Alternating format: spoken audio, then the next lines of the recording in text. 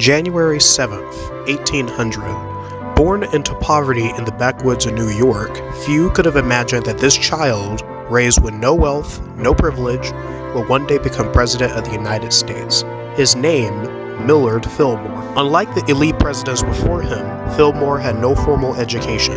He worked on his family's farm, barely able to read, but his hunger for knowledge was unstoppable.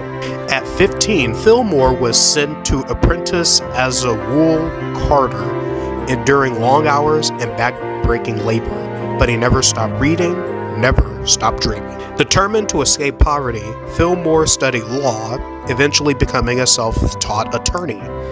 By 1823, he was admitted to the bar, and his rise in politics had begun. In 1828, he was elected to the New York State Assembly, where he championed education, helping to create a statewide public school system. By 1833, he was in Congress, rising as a leading Whig, aligning himself with Henry Clay and opposing Andrew Jackson's policies. By 1848, the Whigs needed balance. They nominated war hero Zachary Taylor for president and chose Fillmore as his running mate to appease Northern moderates.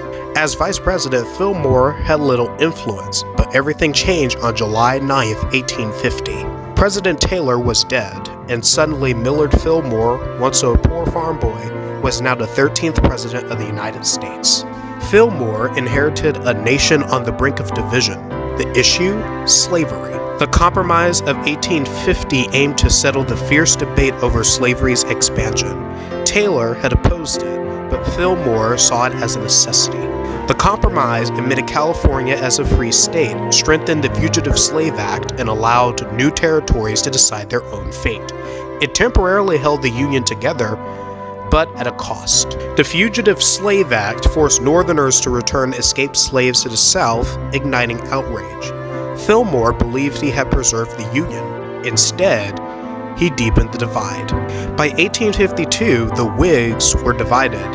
Fillmore's support eroded, and he lost re-election to Franklin Pierce. The Whig Party would soon collapse altogether. In 1856, he ran again under the American Party, an anti-immigrant movement. He barely made an impact. His political career was over. As the Civil War erupted, Fillmore remained neutral, but his legacy was already sealed. He had tried to preserve the Union, but failed to prevent the inevitable. March 8, 1874. Millard Fillmore passed away quietly in Buffalo, New York. His last words?